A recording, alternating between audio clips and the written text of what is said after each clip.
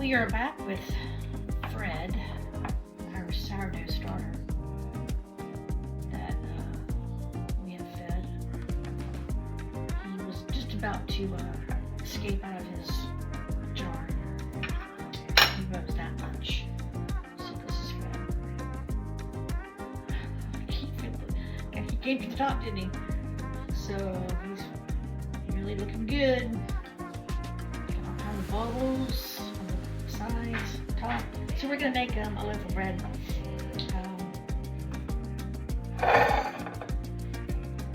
Right now.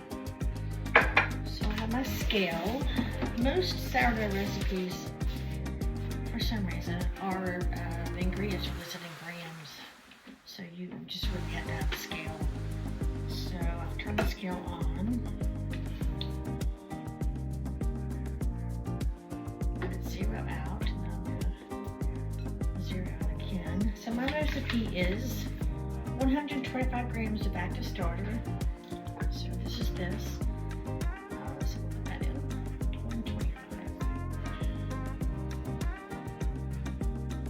This recipe really doesn't ever fail me.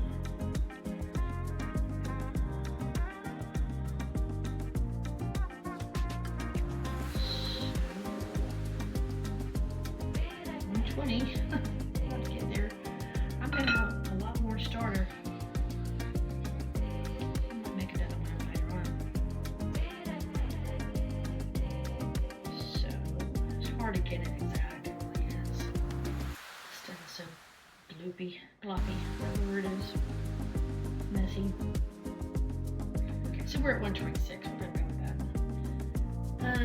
And then I zero it out. Use tar function, tart, and then I'm going to add 325 grams of spring water. You know, I used to get the spring water in the big gallons, but they're just so heavy, and I've torn something in my right shoulder, so I just find these bottles, although more expensive probably, it's a lot easier to handle. So 325 grams of spring water.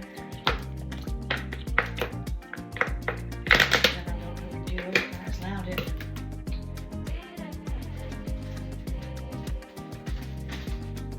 We got another one. 325.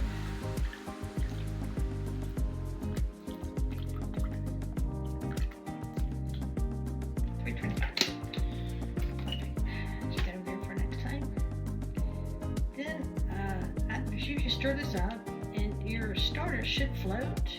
See how that's floating? It should float nicely like that. So I'm going to incorporate the starter into the water.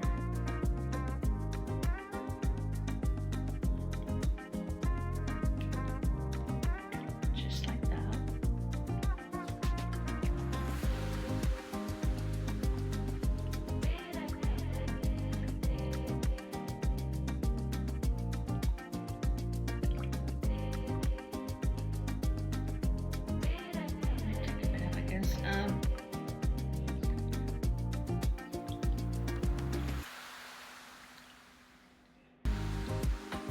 Zero it out again, and add 10 grams of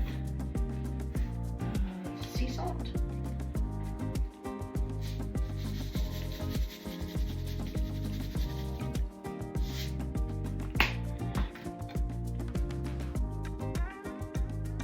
Stir that in a little bit.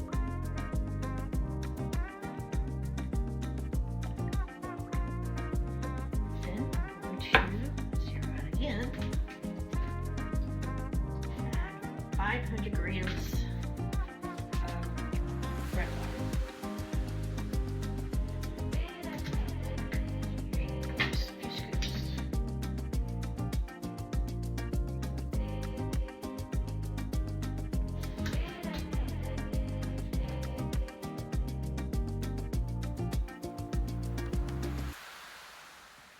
$500. I'm going to take it off the scale.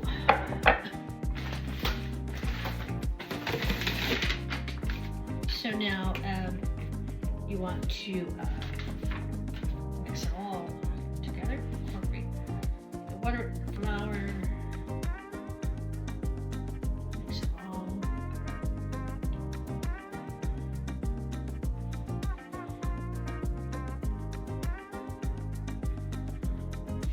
Till you get this shaggy dough is what they call it. It will look like it's not really mixed really well, but it will be.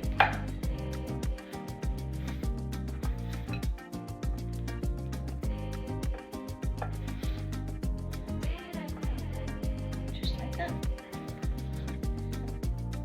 It looks like that all the flours are incorporated. Like I said, it will be in a little bit because we're going to do some stretch and folds. So we're going to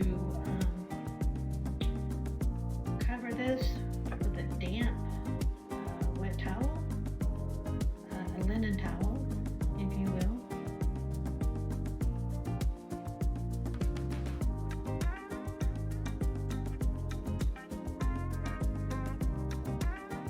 And keep getting all that off. I waste nothing. Get in there. So we're going to cover this with a damp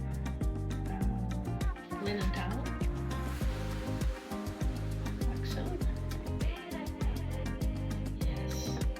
Isn't that cute as a greyhound? My friend made that for me. And we're going to let it rest for an hour. And then we'll come back and start our stretch and folds. We'll do a series of 3 stretch and folds. You can do 4, but 3 is usually enough. Okay, so it's been an hour. The dough has rested at the time. So now we're going to do a series of stretch and folds. This is the first one. We're going to rinse our hands while the hands are clean. Put them in some cold water. Just take your dough, pull it up from the bottom.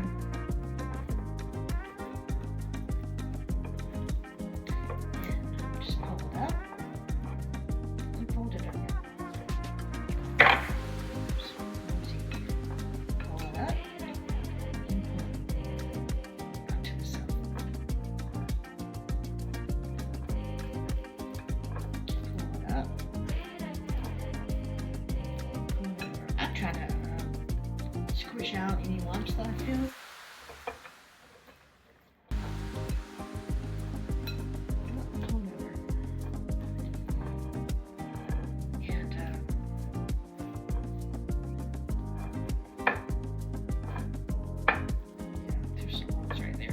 Squish those out,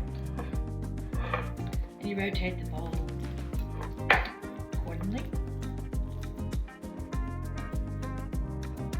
So that's enough for right now. Then you put your damp linen towel over your bowl again, like so, and we'll be back in 30 minutes. Okay, so it has been 30 minutes. We're going to do a couple more stretch and folds, or more stretch and folds, I should say. So I'm ready my fingers in the water bowl. Just pick the bread up and put the dough up like that. Fold it over. Ooh. Alexa, off. Over, rotate the bowl, pick the dough up, fold it over, pick the dough up,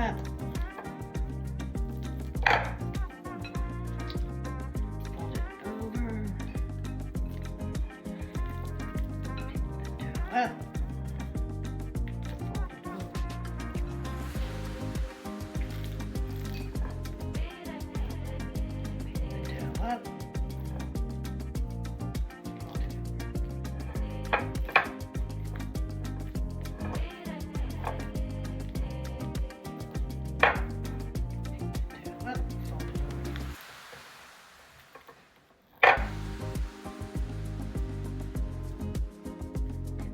up. Fold it over. I'm trying to get out the lumps. I do feel several, but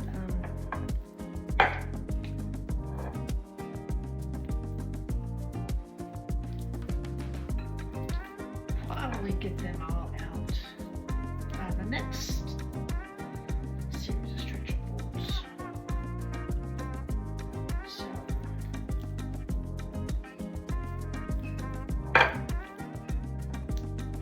okay. And that's all for this moment. And we'll put our damp cloth on top of it again. And we'll be back in 30 minutes. Okay. So we're back. Another 30 minutes have gone by. And we're going to do one more stretch and fold. What this does is it helps build the gluten for the bread.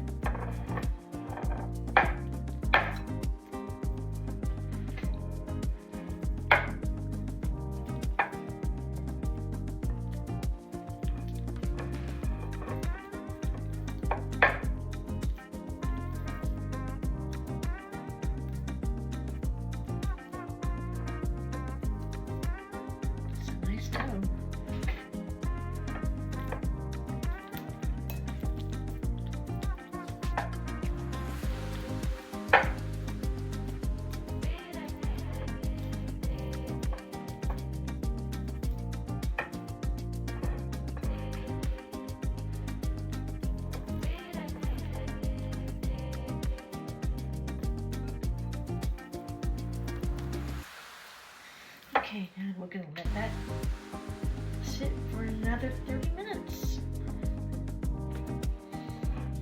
Then we're going to shape our dough. We'll be back. Okay, we're back. So, what we're going to do now, we're going to take some bread flour. We're going to flour our surface.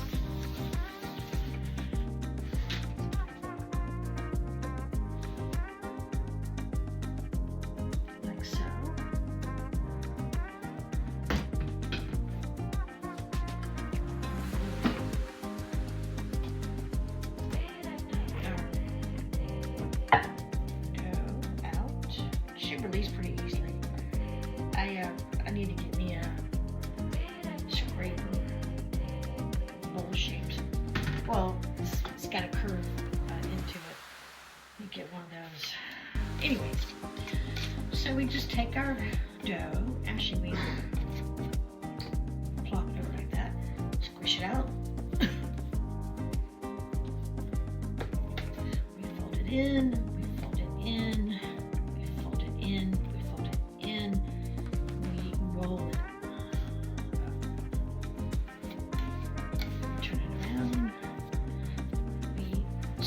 Again.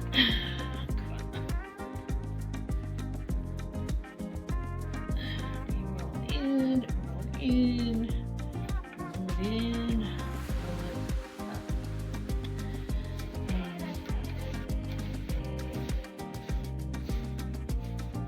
And I actually do a few rolls like this. You just gently bring it forward. It will roll on your surface, hopefully. You're looking for a smooth surface on the dough itself. I may have too much flour on this, so it may not be wanting to roll quite like it should. You can also just roll it in your hands like this and pull up underneath it. With your, see, my right hand's going up underneath it. The left is moving the dough around. And then try this some more. Do this for a while because you want that smooth surface on the top. No doubt about it. It's getting a little smoother as we work with it.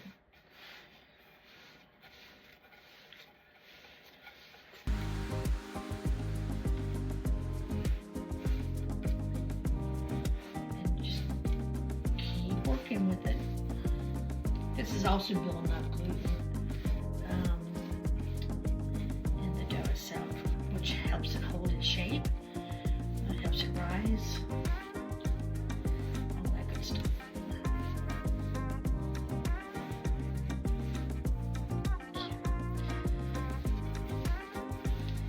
also take your bench scraper. You can reach it.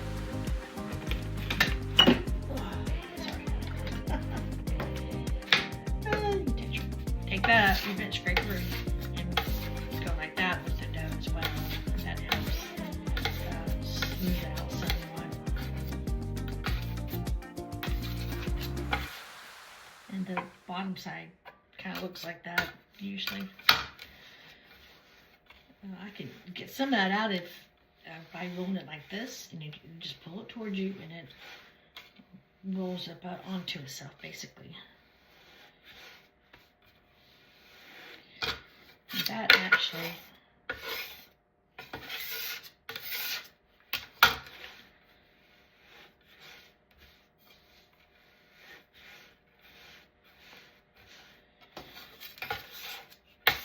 just keep working with it until you're satisfied with the looks.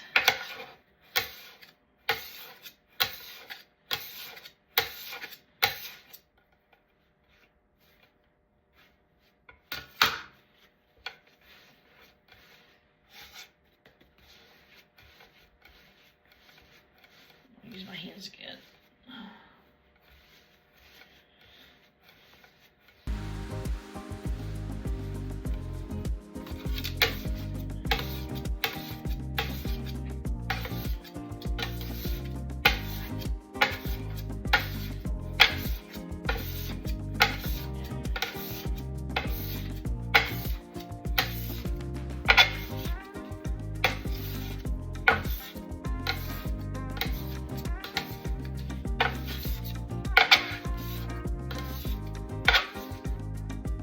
Getting some bubbles around it on the sides and whatnot, and that's good. You want that.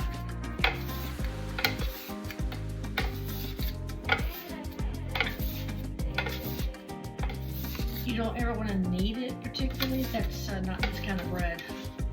It doesn't require kneading, but this is what it does require.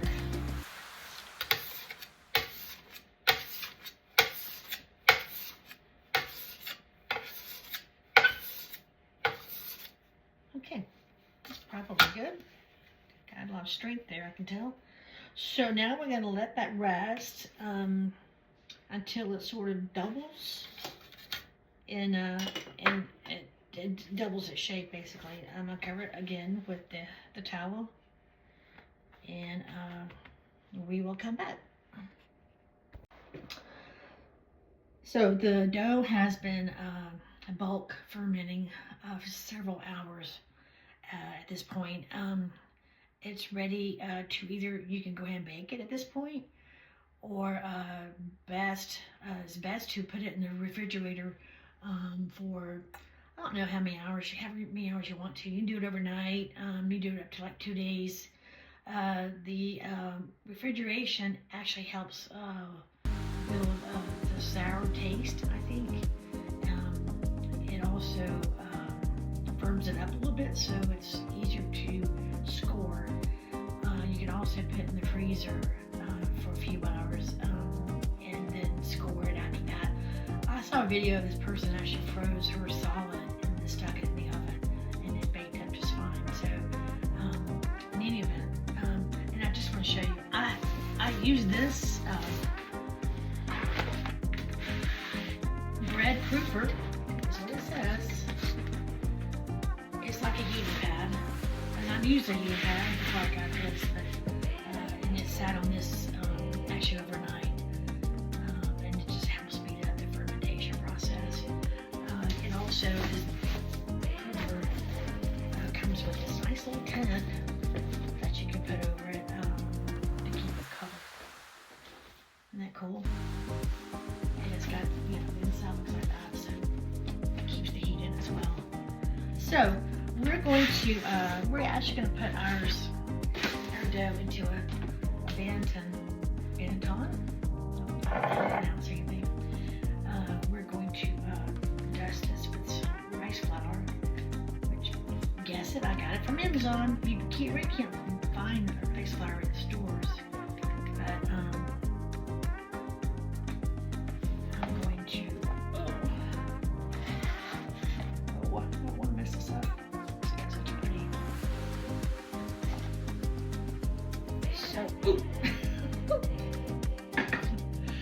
quite a plop. Actually, I want it to go this way.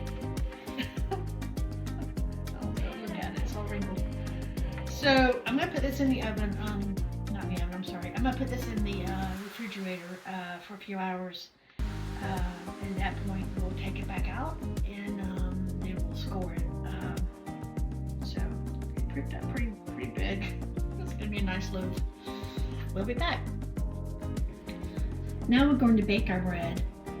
I had it in the refrigerator for probably about 8 hours probably.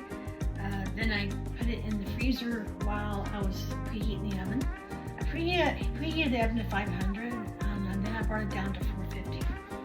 So we'll take it out. This is a sling that it's on. It will allow me to pick it up and get it onto the baking still that I bake on. You can use these in Dutch ovens. A lot of people bake in a Dutch oven. I did for many months, but I decided I would try the still. You'll see it in a minute, and I like the still much better because the bread just, I get it in there, I plop it on the still, and I put a dome on it, and it does beautifully. Dutch ovens are really heavy. Okay, so I just sprinkled this with rice flour, and this little gadget here is really cool. Oops. It helps you get the rice flour all around. So that's a good concentration of flour. Next, I'm going to take a string.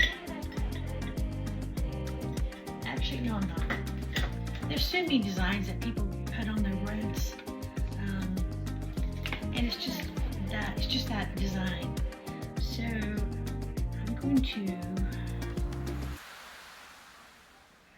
do an outline of a couple of wheat stalks.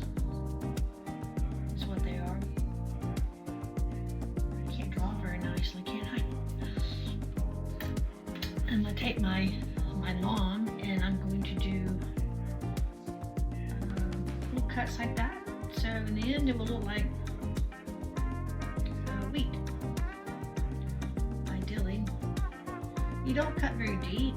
I got these kind of close together, don't I? Then you want to do what's called an expansion score. This one you do cut deep. It allows the bread to expand. That's why it's called that. And it will burst open as it's baking. I'll probably need done that a little too much of a curve, but we'll see. So now we're going to put it into the oven. So you see, I put the sling. It's a silicone sling, by the way, on the directly on the baking still, and the dough, the bread's there. And then I'll take this dome. It's metal. It's very light. The brand is called Taylor. Well worth the money. Taylor also has they have a glass dome that you can purchase, which is very expensive. I would like to get one day because it'd be cool to watch it as it rises. So then I just put it in the oven like that, and then close the door, of course. And it's gonna bake at 450 for 45 minutes. 45 minutes, and then we will be back. Here is our loaf of bread, straight from the oven. It's not the most perfect loaf. It's a little flat, somewhat screwy. It's not perfect, but we're gonna slice into it. See what the inside looks like.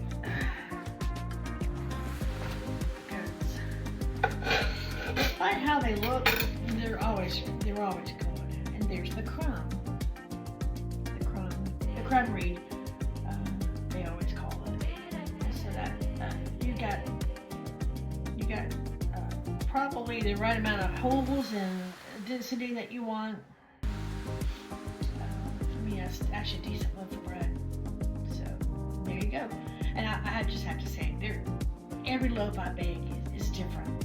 I tell my husband it's an experiment every time one goes into the oven, because you don't really know what you're going to get.